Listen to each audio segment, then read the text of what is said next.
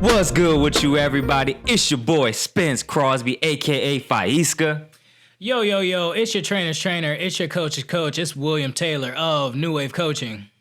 And of course, Tyler Wellness here in the building. Make yourself a priority. And welcome to Fill Your Cup Podcast. Fellas, let's get ready to pull up. All right. Hey, listeners, make sure y'all pull it up real quick. Hopefully it's something healthy. If not, I'm coming to your crib and I'm going to knock you on your head just because you know better, you do better. All right. So, all right. It's really hot right now and it's going to burn your lips off. But I got two good guys. They're not going to sue me, so that's good. Let's take a sip. Oh, wait. Intention, fellas. Yep. I say the intention today, since we're going to talk about being present, how to be present. Let's have a good podcast today on how to be present. Well, being present. Being present. Yes. In the present moment. All right, take a sip. All right, so Tastes different. Yeah. This is burdock root and cinnamon. It tastes pretty decent. Okay. I like it, actually. Yeah, that's pretty good. I think it's going to taste, of course, better because let it brew a little bit more, but it's pretty good. All right, guys, so now that we have our cups filled, let's go ahead and spill the tea for today. And the topic for today is how to be present. Let's see how we want to tackle this one. I think being present is very important, and I got a lot to say. But fellas, how do you guys feel about that topic, or how do you be present? You know, when I hear the term being present, that saying, what is it called? You gotta like stop and smell the roses. You know, you gotta be kind of make time to smell the roses. You know, if you kind of go out in nature and you just look at a flower, you know, and in that moment, it's all that exists. It's just that flower. You know, you might feel the breeze on your skin or the sun or, you know, the colors, the vibrant colors of the plant or whatever it is. So I think that kind of relates to that. And I think just coming into a mindset like that to be present, you know, and just try to slow down and enjoy the moment for what it is, you know, not really too much in the future or not too much in the past, but really just in the present moment and just kind of enjoying the flow of things how they are. All right, Tyler, did you want to reflect a little bit on that too? Yeah, I mean, to be honest, you know, it is tough to say catch yourself if you think that you're present, but you're not, right? So being present is actually a pretty common theme that's popped up lately. I've read The Power of Now and then also recently The Alchemist, and a ton of those things have made me reflect on just like moments that, you know, you go through life and you might start to miss these moments because you're so focused on a goal or, you know, maybe not the goal itself, but you're focused on, again, like Will said, what's next or where you're trying to get to, and then that you're going to miss all the things that you're passing to get there. I have a question about that book, The Alchemist, because I have that book as well. But before I go ahead and proceed into that, I want to but give you guys a quote. Basically, I tell myself this quote and other people is, you can't see your reflection in running water, but only in still water. And it's just like, that's just telling you, hey, everything that's going on, like the calamity that might be around you, you can't see who you really are. You know what I mean? And you shouldn't reflect on who you really are because that's not you. You're in a state of calamity. So you have to really slow things down, be in that present moment, and take deep reflection. That's how you truly see who you are. But that's my quote. I want to talk about The Alchemist because Tyler and I were talking about a little bit earlier, and he has a different version than me. But this analogy or just this parable that he discussed was amazing. So go ahead and tell our listeners about this parable, man. All right. So in this parable, there's two characters. There's the king, and then there's a shepherd.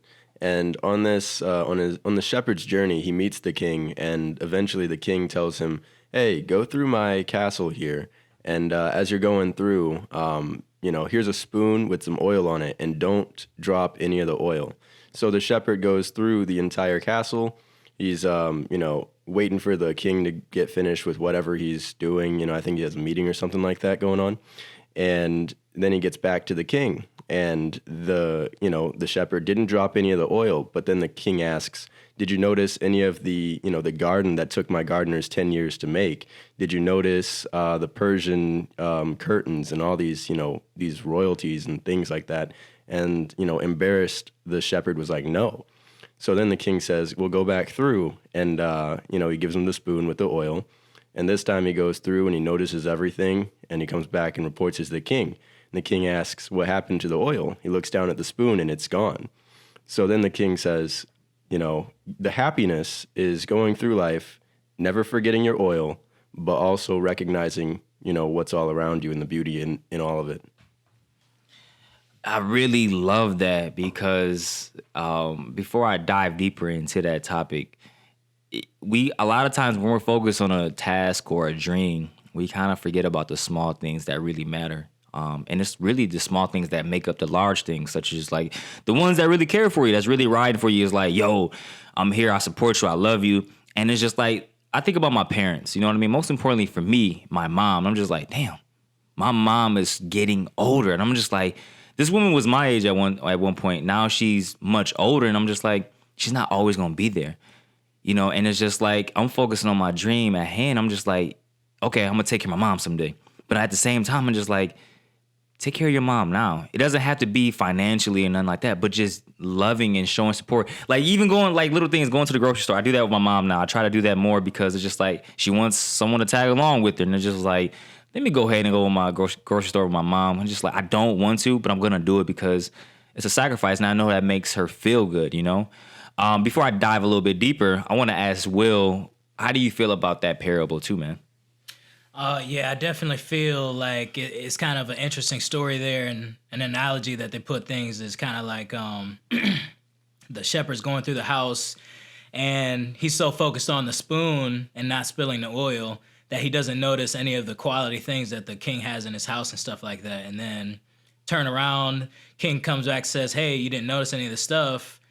Then he has to go back through, and now he's looking at all this stuff, but now he spills all the oil. So, I think the moral of that is honestly, from what I can say, is kind of like being able to notice the quality things in life while also not spilling your oil, or keeping focus, I could say, keeping balance, keeping, your focus on and not missing out, and not losing, not spilling your tea in your cup, and to notice the beautiful things in life around you as well.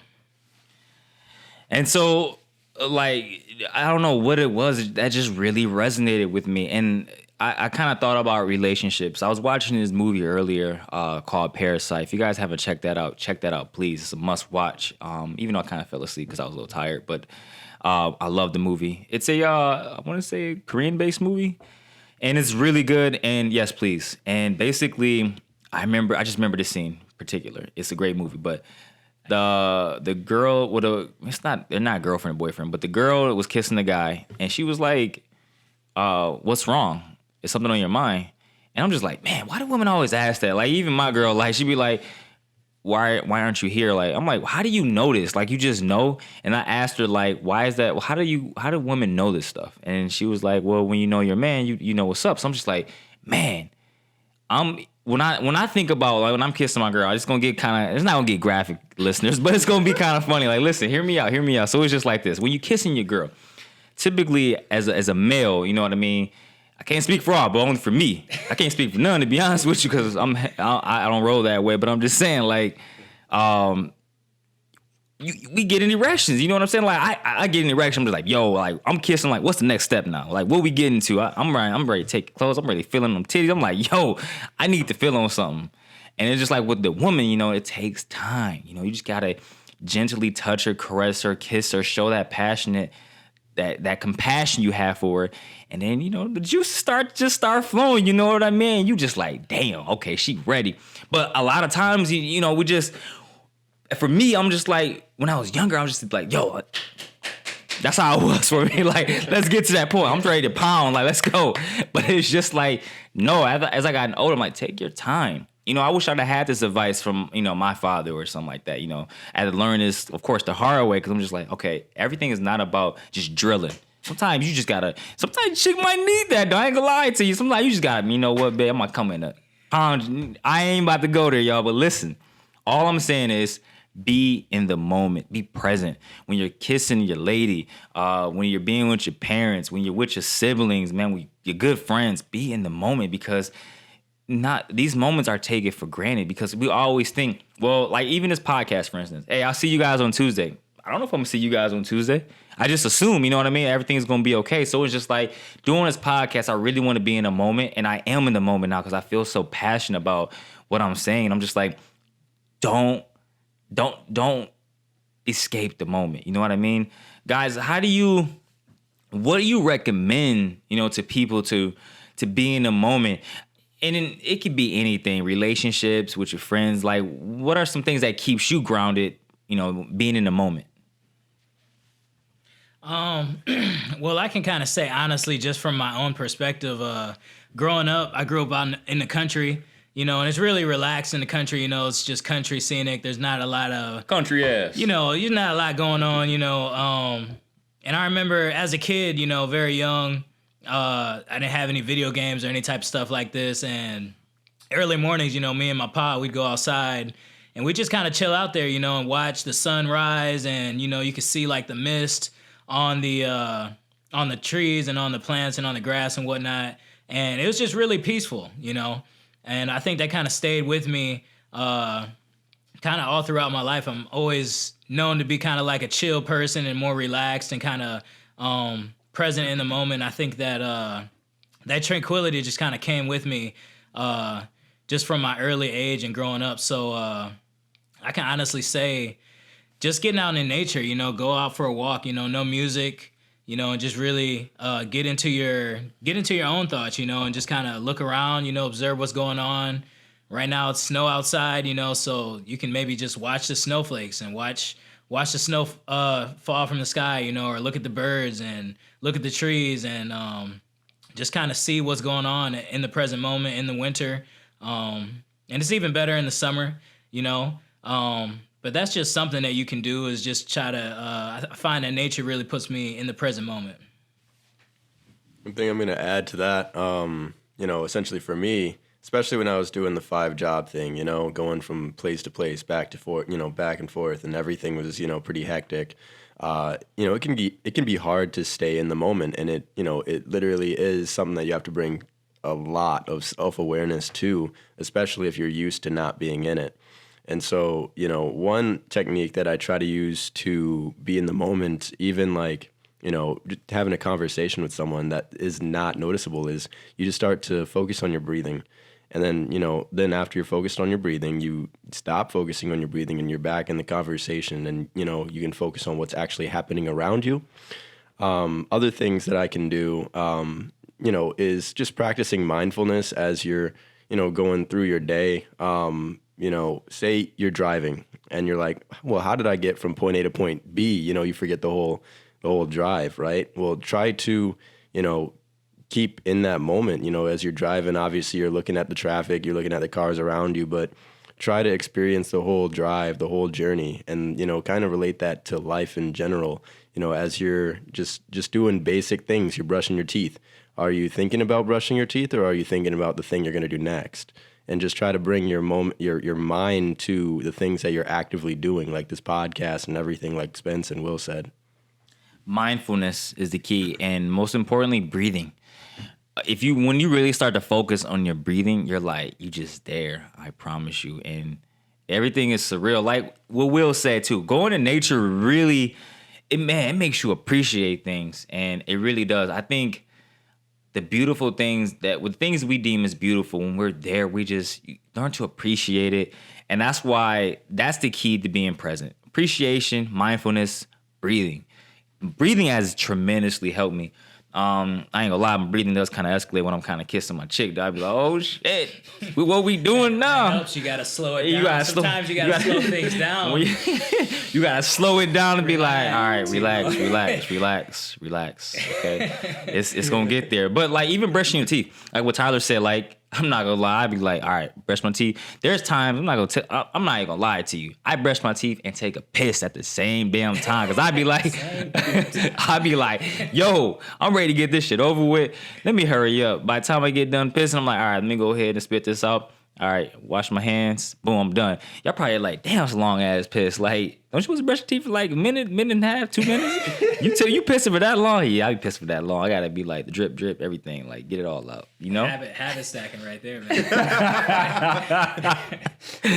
So I guess what we're trying to, we're not trying, but what we're telling you, the listeners, is practice mindfulness will really get you to be present, and don't take advantage or take for granted the time that you have here on this planet. Most importantly, with your family, with your loved ones, with your chick, with your guy, whoever you feel like comfortable and you just love that person, that individual. Don't take that time for granted, because they won't always be here. Neither will you. So I think being present, start to practice that a little bit more. Guys, you guys want to add anything else to being present? I can tell you just from experience and just from like, honestly, Bruce Lee, man, one of his things that was in his journal was he would go and drink some tea, man. He would go and grab some tea, and he would go and sit outside and just kind of sit there, you know. And I tried it myself, you know. I was like, oh, yeah, this sounds pretty chill, you know. So I get my tea ready. You know, it's nice and hot. Just got done brewing. I pour my cup, and then I'll just go outside on a nice summer day or whatever it is. It can be a nice winter day, you know, bundle up. But better in the summer, of course. You just go out there, you know, and you just kind of sit with your tea there, and you just kind of sit there, you know. Tea might be a little bit hot, but then you let it chill down, you know. You kind of pay attention to the temperature, you know. That's kind of also bringing you into the present moment. You be like, oh, it's hot. Okay, it might chill an extra second, you know. You look up in the sky, you might see some birds going by or whatnot, cars driving by and whatnot. And then you just kind of sit out there, and you just sit in that moment, man, and just enjoy the tea. Taste the flavor of the tea, and it's just like in that moment, it's like nothing else exists. You know, you don't have to worry about bills or, you know, this person calling you or, you know, these type of drama or issues or whatever it is that you got going on. And in that moment, you can just kind of chill out and kind of connect with yourself, you know. So that's something that I think you guys as listeners, you guys should try that, man. Go out there, pour you a nice glass of tea, man, and just go outside and just sit for a second, you know, and drink that tea and just enjoy that present moment. Definitely. I'm going to give you guys like a little tip too, especially if you live in the city, right? A lot of things going on, and it can be quite distracting, and everything that happens is a distraction. And once your mind starts to wander on those things, again, you're no longer in the present moment. One thing that I did one time while I was waiting on the mastermind meeting to get started, it was downtown. And, you know, downtown's pretty hectic and stuff like that, you know, traffic and a lot of sounds, a lot of stuff going on. This is not a paid promotion, but I had just got my AirPod Pros that had the noise cancellation, right? And I'm standing outside downtown, and I popped them in, and all of a sudden, all the distractions, the noises of downtown, you know, was gone. And I could focus on just looking at what's actually going on. You know, you see people, what they're actually doing. You're not distracted by all these sounds of traffic, buildings, people talking, all that stuff. You just be there in the moment and look around. And it was a pretty meditative moment. Like, if you think about it, just, you know, being able to stare out and just see what's actually happening around you.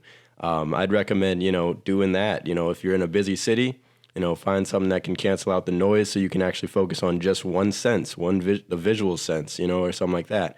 And, you know, practice like that. So I'm going to ask you guys a question real quick is, do you guys have any methods that you would, you know, recommend our users try out?